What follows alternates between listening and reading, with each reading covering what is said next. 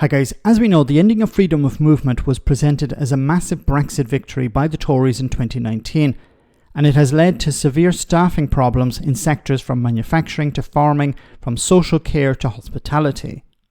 So it was good news to hear that the new Labour government said that they were opening discussions with the European Union to bring it back, in a limited and specific way. A newly minted Labour MP was asked about this on Newsnight. Have a listen. You stood on a ticket to make Brexit work. Is free movement for under 30s, is that the spirit of Brexit? Well, look, I'm not going to comment on the speculation, but we did talk about a proper Brexit deal that benefits businesses. Look, businesses in my constituency are really struggling with the extra checks, with the extra paperwork that's been brought about, a closer economic relationship that benefits both sides of it. And we were talking then about what we're going to do. So look, those negotiations are going to start pretty soon, and I look forward to see the outcome of them. Okay, it's good that there are negotiations. The Tories were going pretty much in the opposite direction. So any few steps towards rejoining the European Union or a better relationship with Europe must be welcomed. But it's extremely limited. We're talking about it being limited to 18 to 30-year-olds for 4 years. So this is not freedom of movement. So while the Tories and Brexiteers will try and scaremonger and say, this is freedom of movement being brought back, freedom of movement, we got rid of it. Now the Labour government is bringing it back. It's not freedom of movement. And of course, when the UK was a member of the European Union, it had freedom of movement both ways. It wasn't just people coming to Britain. Brits could go abroad and take advantage of freedom of movement. So that's not coming back. And Labour has said on a number of occasions they're not bringing back freedom of movement. In a sense, they can't, because they're not a member of the European Union.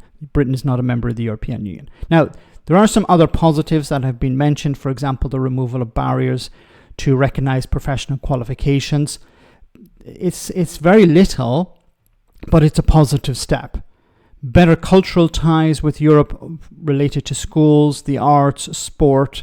But once again, there's no return to freedom of movement, because Labour can't restore freedom of movement. It could, in a sense, restore it on the British side, in the sense that people coming from Europe can take advantage of freedom of movement to Britain, but they can't restore it on the other side, on the European side. So while these are all positive steps, they're very little, and I still think there is this shadow of Brexit, shadow of anti-immigration rhetoric that is hanging over the new Labour government, that is blocking them from taking a more bold approach to this. A bold approach is necessary. Businesses are struggling at the moment. When it comes to immigration, they can't find the workers they need. It's more expensive to bring people in from outside Europe. So freedom of movement for Europeans into Britain would be a benefit for British businesses. If you want to grow the economy, you need staff. Now, there are other problems, of course, being outside the single market when it comes to paperwork, the costs related to all of that.